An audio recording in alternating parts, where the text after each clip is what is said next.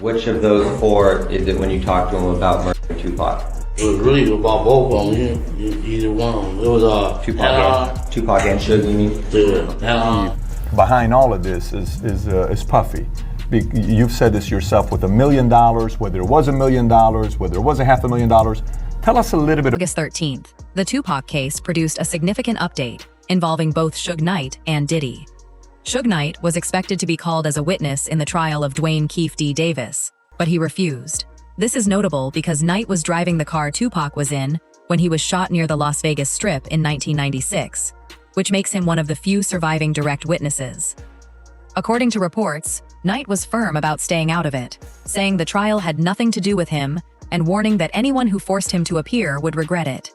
Around the same time, the judge ruled that an old interview Keefe D gave to police would be admissible at trial. That ruling matters because that interview is where much of the case against him comes from. Yeah, I hate that happened, dog. You know, I really do, man. Cause it took a lot of people's lives, dude. Hate that happen. Promise to God. I feel they should, you know, that was wrong, man. It was just wrong, purely wrong. You know what I'm saying? I wish it never happened. You know what I'm saying? That's my opinion on it. It never happened, dude. Keefe D is the only person who has ever been arrested in connection with Tupac's death. According to what he told police, the killing was carried out at Diddy's request, and a number of people were involved. That is an allegation from a criminal suspect. It has not been proven in court, and Diddy has never been charged in connection with Tupac's death. Charged in one of the most notorious cold cases in modern American history, and this morning, the man known as Keefe D is breaking his silence from behind bars. Nearly 30 years ago, became one of the nation's most notorious unsolved. Hey, Keith, Metro Police, come over here. Then in 2023, a breakthrough when prosecutors charged this man with ordering the hit, the only person arrested for Shakur's, who now tells ABC News authorities have the wrong man. I'm innocent. This produced a reaction from 50 Cent, who has spoken publicly about who he believes was responsible. I hate when they leave me to talk because I always say the wrong thing. I was like, last time they left me, I said something about Puffy. You saw that? Yeah! I gotta stop doing that. I've been talking to a therapist to try to help me with the I'm saying. I said crazy for no reason. Oh wait, maybe I said it to my boyfriend because he got Tupac killed. Before looking at the claims about Diddy, Suge Knight's position needs to be understood first. At the time of his death, Tupac's contract with Death Row was close to ending. The common belief is that Knight did not want him leaving, because a great deal of Tupac's money had gone through him. Tupac's biological father, Billy Garland, has spoken about this openly and with obvious regret. His view is that if he had been more present as a father, Tupac would have had the judgment to see through Knight and might still be alive. He has described the financial betrayal as the part that hurt most, because Tupac had looked up to Knight almost as a father figure. Well, Suge Knight, right. I feel so bad. I gotta live the rest of my life realizing that maybe if I was a better father, he might not have gotten in that situation. He might have had enough wisdom to know that this motherfucker nothing but a scoundrel.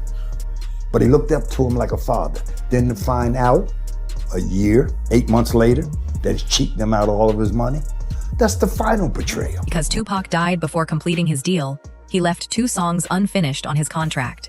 The practical result was that Death Row went on to earn far more from his catalog than it otherwise would have. Knight's name appears repeatedly in the newer filings, and his account of that night has shifted in ways people have found difficult to explain. Even Whack 100 has questioned why Tupac had no security detail on the night he was killed, given who Knight knew he was dealing with. First of all, you've seen what happened. Suge understands who he's dealing with, or what that just happened with, right? Yeah. I would have off the top shut my artist down. And if I would have shut him down, I would have moved him in a way to where could nobody get to him. Suge, you know what you doing, don't do. Like, it ain't no security on it. The claims about Diddy's involvement run alongside this. Court documents have raised questions about his alleged role, and he is reportedly named 77 times in one legal filing. The suggested motive is personal rather than professional. In November 1995, Tupac was photographed with Sarah Chapman, a woman Diddy had previously described as his ideal partner. The theory is that this is what turned a rivalry into something worse. That is presented as the background to the 1994 shooting at a New York recording studio, where Tupac was shot but survived, and which was never fully investigated. It should be said clearly that this is a theory about motive. nothing establishes it as fact. I believe so. I do believe so. I have proved things that I could say that will back up my claim, but this is not for the world to know about. You know what I mean? It's between me and him, and only he knows. So every time he say it didn't happen, or that's the only thing that makes this become an issue to everybody. I was acting. Who gets shot 5 times in acts? Oh, I didn't get shot 5 times in A Vision. I only got shot once because they found the bug. The police found them, but now they the cops. Now they doing detective work. 50 Cent has claimed there is further unreleased footage relating to Diddy that did not make it into the Netflix documentary and will be released separately. Part of what keeps this storyline alive is that Diddy later had a daughter, Chance Combs, with Sarah Chapman in 2006. For people who already believe the jealousy theory, that detail reads as confirmation. A wider argument runs underneath all of this, that Tupac had naturally the things Diddy wanted, and that the rivalry was rooted in that. Tupac was a shining example of everything that Diddy wanted to be, and he was that naturally. He was charismatic, he was sought after, desired, he was very well liked and a naturally likable person. He was charming, he actually had intrinsic talent, he was a star. He was what Diddy tried to force his way into becoming. Diddy, through force, through manipulation, through fear-mongering, tried to become loved and adored and liked. But all he could manage is like a twisted clone of that he was able to garner through fear. But back to my original point, he thought he triumphed over Tupac by when actually what he did was make Tupac immortal. And by Diddy continuing to live and earn more wealth and, in his mind, earn more adoration, he thought he triumphed. He thought he won overall. The claim is that after the 1994 attempt failed, a second attempt followed in Las Vegas. A former police officer has claimed that Diddy paid $1 million to have Tupac killed, and that Knight retaliated by arranging the killing of Biggie Smalls. Keefe D is described as having been brought in to organize it. These are extremely serious criminal allegations against living people. Neither man has been convicted in connection with Ainer death, and the claims come from a single former officer. On all 4 of those occasions, there's San Diego, Anaheim, Irvine, and Vegas. Which ones do you actually talk to Puffy at? Every one. Every one of them. Which of those 4 is it when you talk to him about Tupac? It was really about both of them, either one. It was Tupac and Suge, you mean? Yeah, One other name has circulated for years, and part of this story is the suggestion that it was placed there deliberately. To follow the case properly, the night itself has to be set out. On 7 September 1996, Tupac was in Las Vegas with Suge Knight to attend the Mike Tyson fight at the MGM Grand. As they were leaving, Tupac was involved in a confrontation in the lobby with Orlando Anderson over a chain that had been taken from a member of his circle in Compton years earlier. The whole thing was captured on the hotel's surveillance cameras. Keefe D and his nephew, Orlando Lane Anderson, and 2 of their friends were also there. Keefe D told LAPD Detective Greg Kading more than a decade ago, in a proffer that couldn't be used against him, the shooting was retaliation after Tupac jumped Orlando and beat him up at the casino. Surveillance cameras recorded the fight. Tupac was angry that Lane had stolen his necklace years prior in Compton. Tupac, Suge Knight, and the entourage left the casino quickly. Security separated them. Hours later, after Tupac and Knight had changed and were heading out to Club 662, they got into the black BMW that Knight was driving. Knew about Tupac's concert at the Club 662. Members, including Orlando and Keefe D, jumped in their white Cadillac and started cruising the strip looking for the offender. Before long, they finally spotted Tupac's caravan. At the intersection of East Flamingo Boulevard and Koval Lane, the white Cadillac pulled alongside the black BMW with Suge on the driver and Tupac on the passenger seats. The back window of the Cadillac rolled twice in the chest, once in the arm, once in the thumb. What is difficult to explain is that police already had Keefe D in view 30 years ago. He was interrogated on the night of the shooting, and then never followed up on. Lane starts. You say Suge looks over, he sees you. He looks right at you. Yeah, he looks at me. Okay. When he looks over at you, and then Tupac's busy getting. Evidently, the story is Tupac's trying to either get out in of the back seat or something. Yeah. What do you see happening inside of their car? I seen him going Suge head. I thought he was. So Orlando across Dre? He leaned over On the window, we rolled down the window. Keefe D then lived as a free man for close to 3 decades before going on camera and describing the car he was in and who was with him. And Bubble Up was a driver, and Baby Lane and Freaky were in the back seat. We was just all in the car together. Okay. This was the white Cadillac. Yeah. So you guys are driving around, and then you hear these girls say, "Tupac, Tupac." Got to the light. He was going to go drink, and he happened to be hanging out the window. He was hanging out the window like he was in a parade. Tupac. Yeah, he was. So what happens next?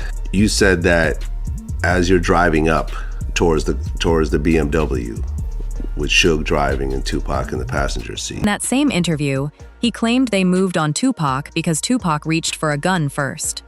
You said that as you're driving up towards the BMW, with Suge driving and Tupac in the passenger seat, and you said that Tupac pulled out a... It looked like he was reaching, yeah. Yeah, it did. Okay. Yeah. Did you actually... No, once he got the reaching, I got the ducking. So someone from your car That's what happened. started at Tupac and Suge. That detail has been challenged.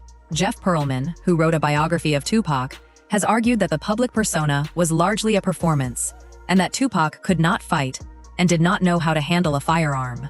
If that is accurate, the self-defense framing becomes much harder to sustain. Because he died because all these guys sold him this lifestyle idea, but he wasn't it. He couldn't fight.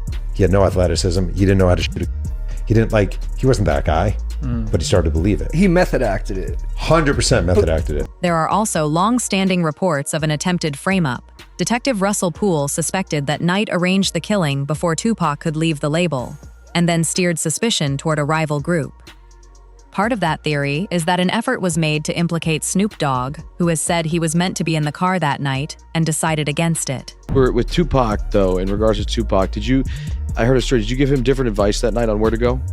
I didn't give him no advice. Right. We wasn't seeing eye to eye. Right. So. Saying during the Tyson. Yeah, this incident that I'm explaining to you right now was the day before that. Okay. So when they got to Vegas, they went their way, I went back. I mean, when we got to LA. Snoop's absence is usually explained by a falling out with Tupac only days earlier. The last time me and Tupac was on the same page, and I did an interview with Angie Martinez, and she asked me, how did I feel about Puffy and Biggie?